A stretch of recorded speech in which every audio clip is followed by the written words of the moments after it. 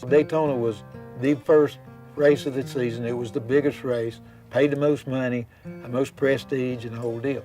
And I'd won a bunch of races up that time, but that was the first major speedway that I'd won. So it really put us in the big time, I guess. My dad had won down there in 1959 when they first opened Daytona. And it was just a deal. Daytona was the first race of the season. It was the biggest race, paid the most money, the most prestige, and the whole deal. And, you know, at that time, talking about gold was $35 an ounce.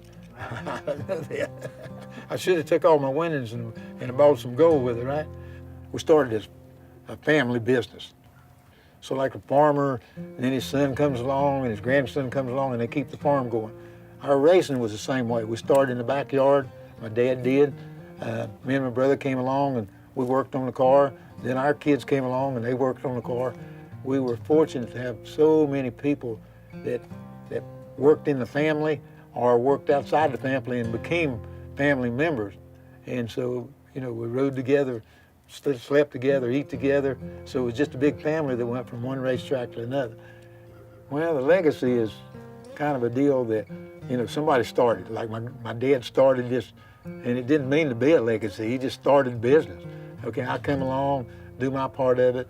My son comes along, my grandson comes along, and first thing you know, it gets to be a legacy. And, you know, it's kind of a deal that I think everybody's proud of their heritage, and we are. We're very proud. We're in the racing business. We're very proud of it, and we'd like to see it continue on with our kids, with our grandkids, and we'd like our great-grandkids to be able to look back and say, yeah, that was my granddaddy or great-granddaddy or my daddy's daddy, you know, whatever it may be. And, you know, this is what they accomplished during their lifetime. Yeah, I think in passing down your legacy, the goal is a solid deal, guys. And it's going to stay with these kids and grandkids and great-grandkids or whatever. So you can always go to the bank and use this as collateral. It makes me feel secure. When I have a little bit of gold, no matter what the circumstances are, you're always going to be able to survive if you got a little bit of gold in your back pocket. I'm Richard Petty. U.S. Money Reserve is one of the largest and most dependable gold companies in the country. Give them a call today and start owning the hard asset, U.S. government gold coins.